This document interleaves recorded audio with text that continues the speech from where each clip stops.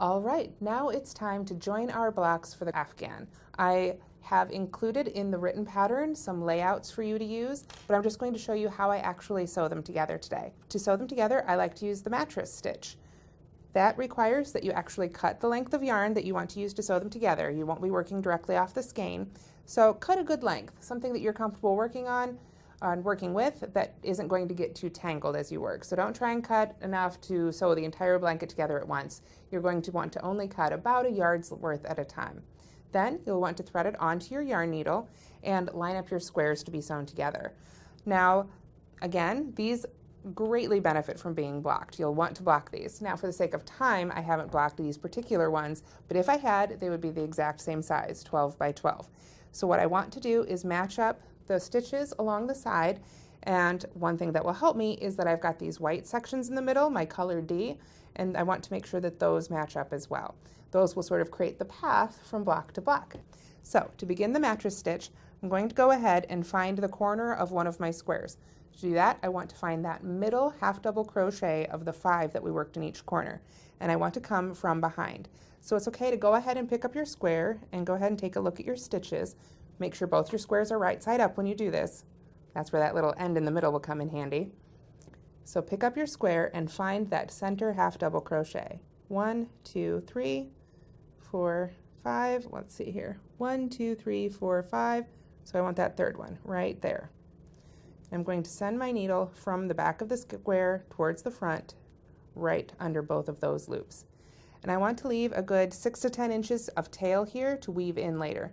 And why so much? Well, because it's good to weave in a whole bunch, and also so I don't accidentally pull it out while I make the mattress stitch and get it started here. Then I'm going to come to the next square and find that center stitch in the corner again.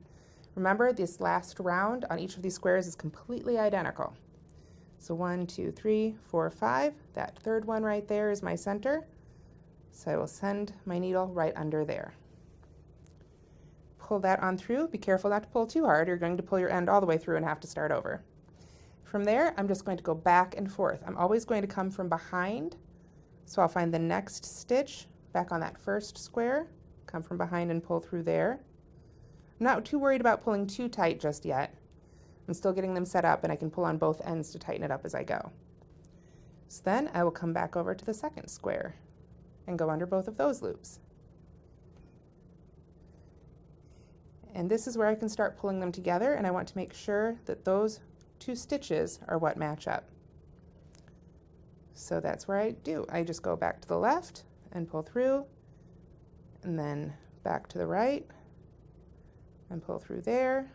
Doesn't matter if you do left, right, right, left, just as long as you go back and forth, and just do 1 stitch into each of those stitches along the side. If you pull too tight, it can cause them to shift a little bit, so you don't want to pull too tight. You just want to have them matched up well. And then from there, after I've joined that third one right in the corner of each of those 2 squares, I could take off this direction and add the square that goes here, or take off this direction and add the square here if I have enough yarn to keep going. Otherwise, I can cut a new length of yarn before I join the next square. If we set these aside and take a look at the finished blanket over here, you can see what this mattress stitch join looks like after it's all sewn together. And you can see right here, get that right on camera, a little bit of that green does peek through, but I think it's kind of nice. But that is how you join all the squares according to the layout included in the pattern, or make up your own. Have some fun with it. Up next, we'll talk about how to edge the whole thing to finish it all off.